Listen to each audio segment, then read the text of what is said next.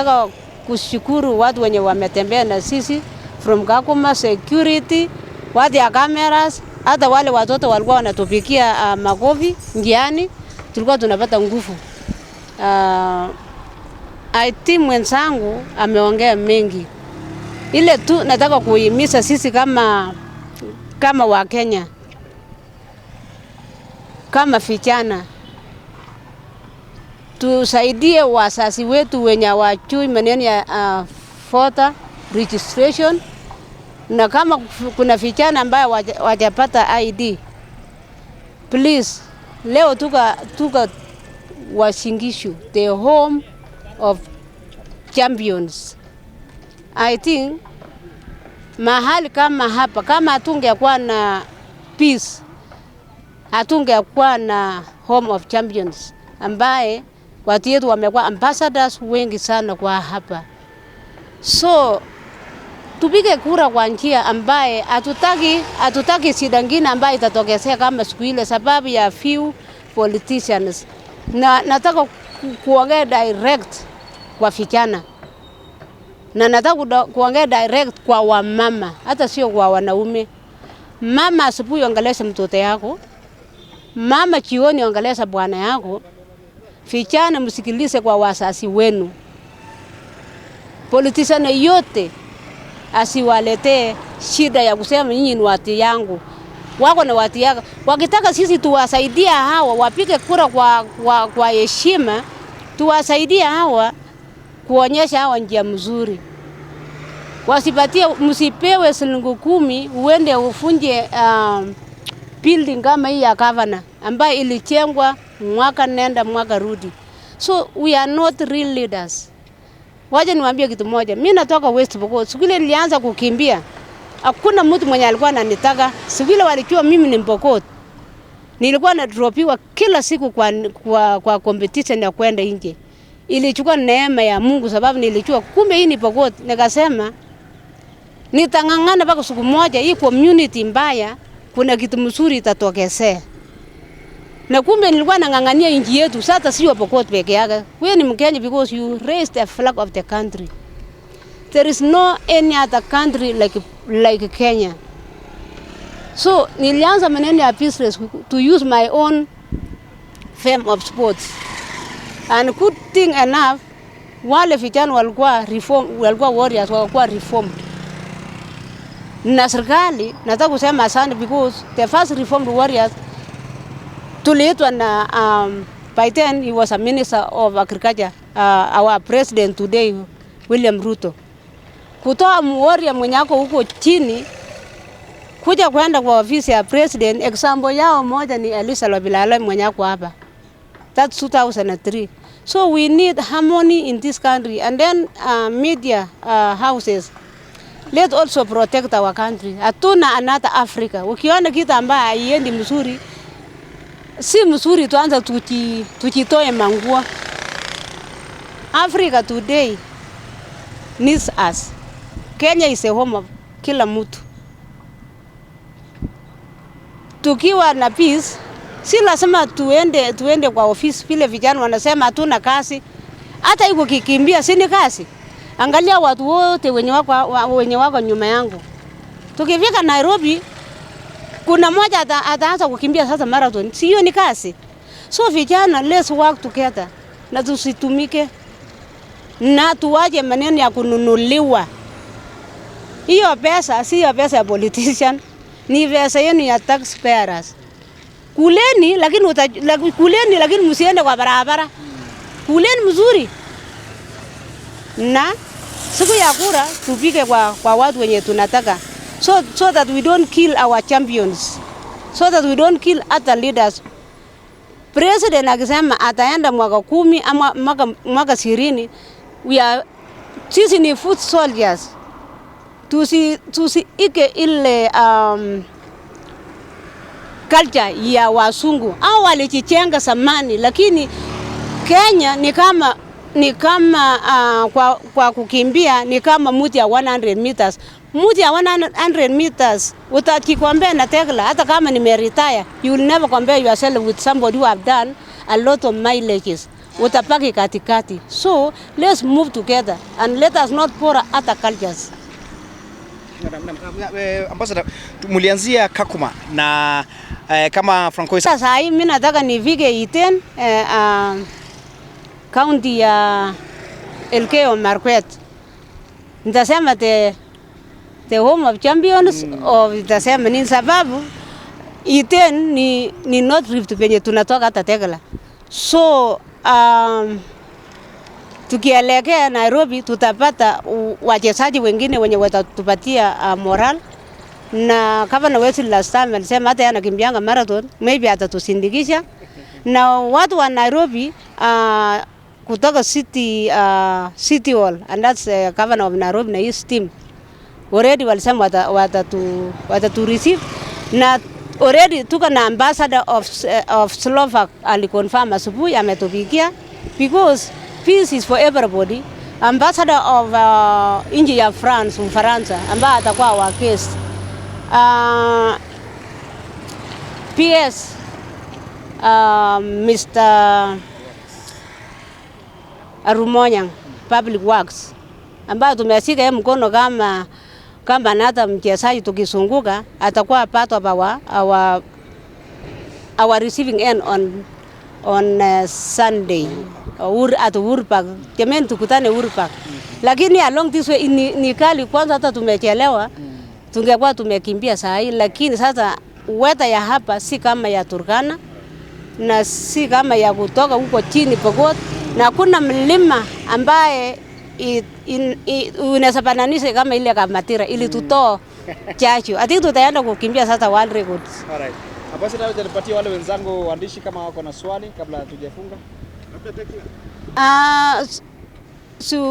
Sijui nitaongea na maana gani, sababu kuna saa zingine vile those areas, let's say along the Kerio Valley, that's the Pokot and the Tuken and Marakwet and Pokot.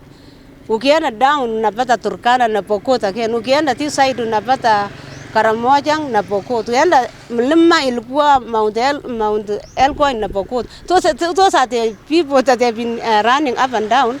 They were doing their training anyway, but tangu tuanze tumekuwa watu yetu tuko na enough wale reform, na nataka kushukuru serikali sababu vile tulikuwa tuna collect firearms because of the trust ambayo ililetwa kwa foundation, tumefanya pamoja na office of IG. So tukirudisha hiyo firearms au wanapewa wanakuwa supported, because you cannot take one warrior or one criminal as we say, asema waje niende nifungie ndani, uchachua sira ya huyo mtu, na huyo mtu ni anata leader aka na timu yake.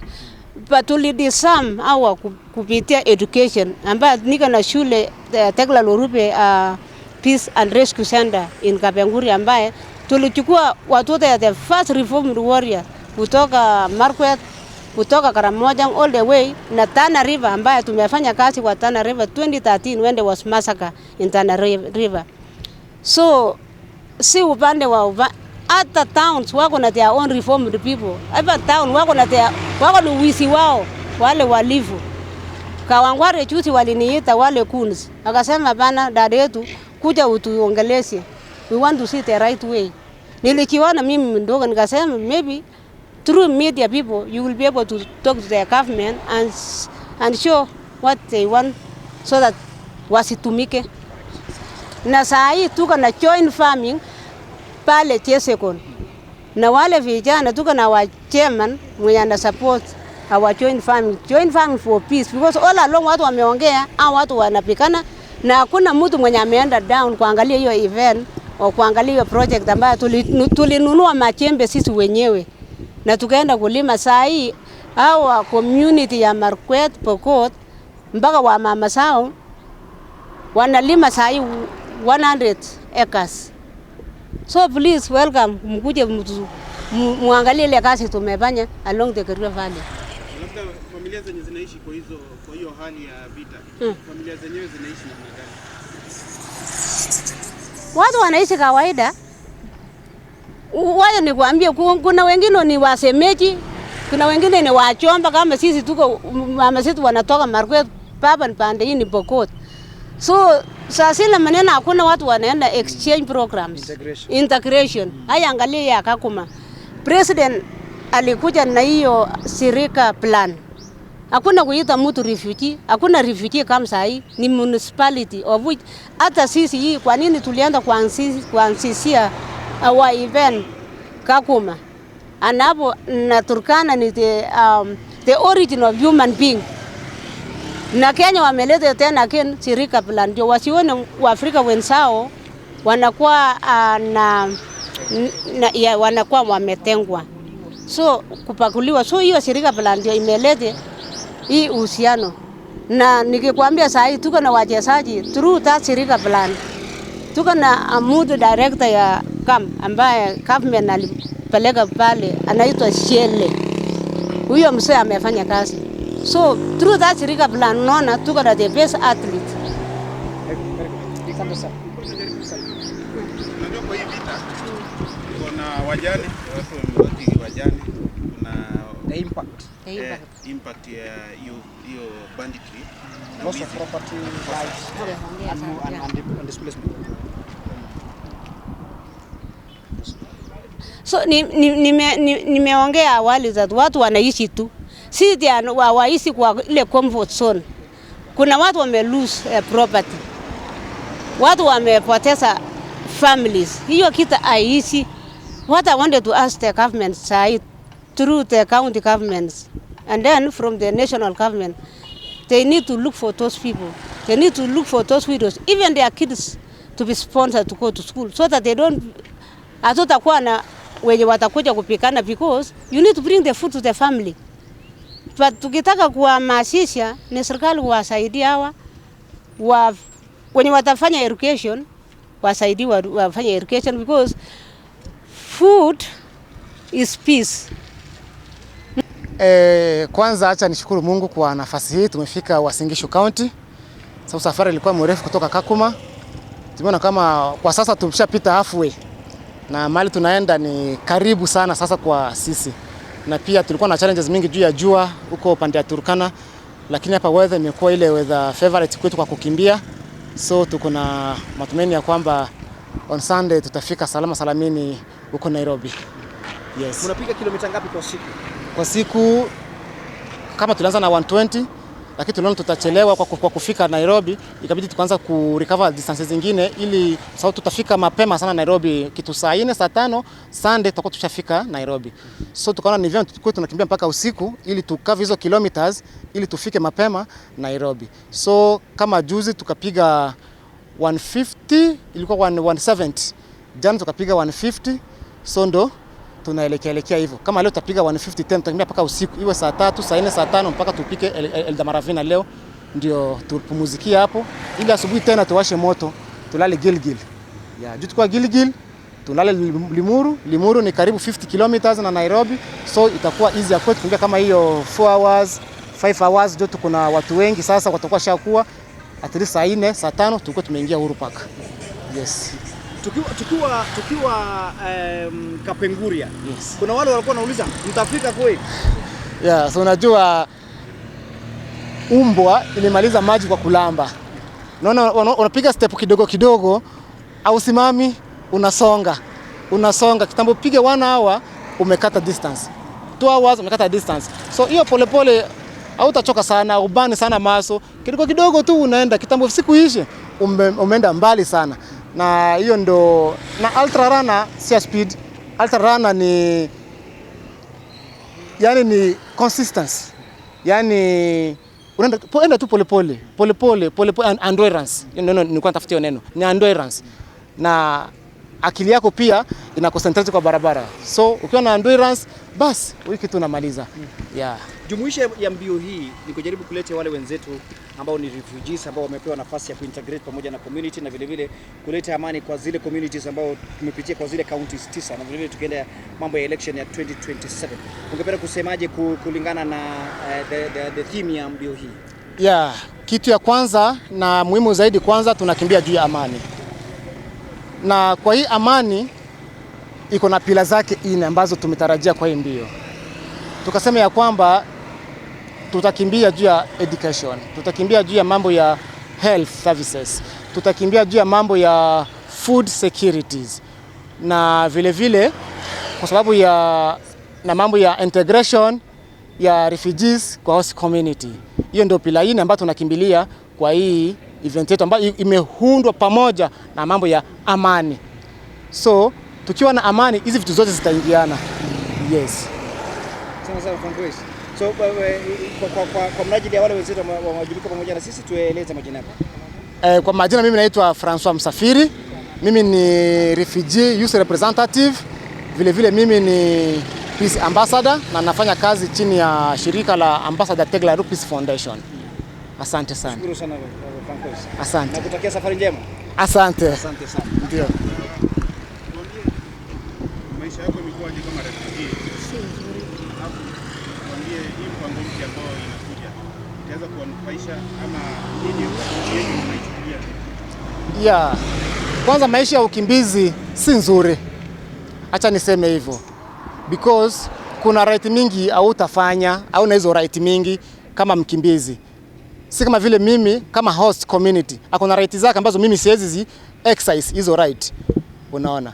Hiyo ni kitu moja ina affect mtu kwanza kuwa mkimbizi. Uko limited. Yeah. Na kwa hii mbio mimi kwa hii mambo ya integration inanufaisha mimi mkimbizi kwa sababu ya nini? Inaniweka karibu na host community. Inaniweka karibu na Wakenya. Wananichukulia kama vile mimi Mkenya. Unaona? So serikali inaniconsider mimi kama human being. Wananipatia ile value na kurespect ile human right. So tuna feel tuko nyumbani sababu government ya Kenya ilitupatia hiyo nafasi. Before mkimbizi angefanya kazi yeyote iwe ya serikali iwe kwa mashirika fulani haungefanya. Lakini kupitia shirika plan na hii integration imetupatia na nafasi. Unaona? Bado kuna qualification ya kufanya kazi mahali fulani, iwe kwa government, iwe kwa private public, zote unafanya kazi. Sababu ya nini? Serikali ilipatia na nafasi, nikaturuhusu kufanya hivyo na tuko protected na serikali vile vile. Hiyo ni jambo ambalo hii mambo ya hii project ya integration imetupatia na nafasi kubwa sana na tumeshukuru sana kwa hiyo kwa sababu imetupatia nafasi mzuri kwetu sisi kujiendeleza kimaisha. Kabla mkuje kwa wakimbizi, unaweza kuambia maisha ilikuwaje huko Kongo? Alafu nini ilifanya mkakuja mpaka hapa? Alafu ungependa serikali baada ya kuwekwa pamoja na wengine iwafanyie nini? Yeah, sisi kwanza nyumbani kwetu ilikuwa ni risasi na bunduki kila wakati. Unalala kwa forest kila siku. Maisha yetu kama vile wanyama. Unaona? Vifo mingi sana, watu kusambaratika, haujui wazazi wameenda wapi, yani familia inakuwa hivyo, ni kama desert. Kwa hiyo vita si kitu mzuri kusema ukweli. Na hiyo ilikuwa maombi langu kama vile peace ambassador refugees because mimi mwenyewe niko affected na vita. Na siwezi penda kuona Afrika yetu inaendelea kwa hali kama hiyo ya vita. Ni viongozi wetu wa Afrika kuja kwa pamoja kuangalia solution ni nini kwa Afrika sana sana because ukiangalia 65% ya refugees worldwide ni Afrika. Unaona? Kwa hivyo viongozi wetu wa Afrika washughulikie hilo swala kwa makini. Unaona? Hiyo ni kitu naweza nikasema.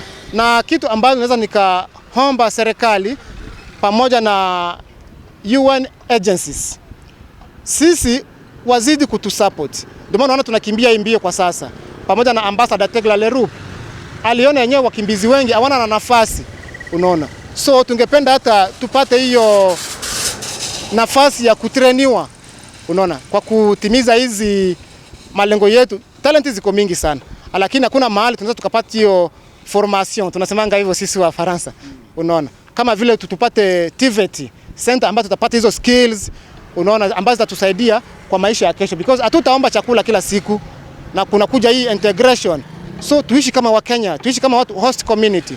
So tukiwa empowered through skills, hii kitu itatunufaisha sana. Kwa hivyo tungeomba serikali kupitia hii mradi ambao tunakimbia leo watujengee TVET ambao tulikuwa tunapata hiyo training ya kupata hizo skills kupitia Ambassador Tegla Lerup. Asante sana. Na labda ya mwisho, tunaelekea msimu wa siasa sisi.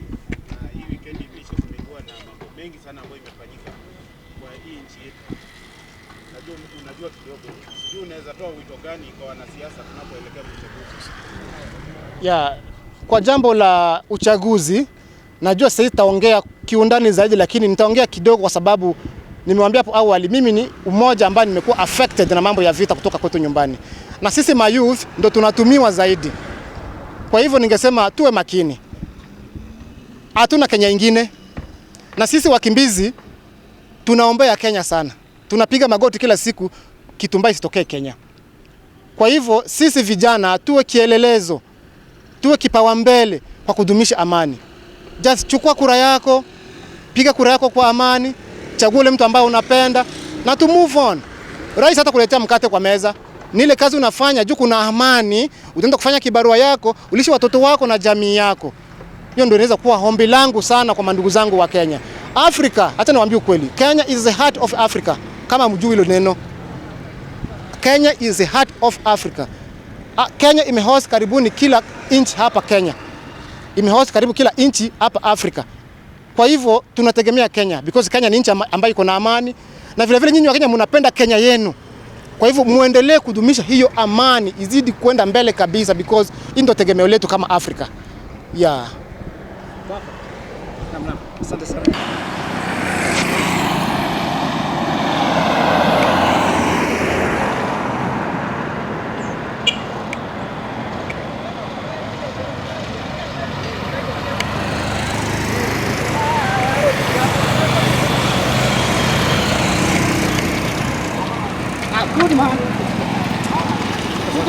Moja mbele.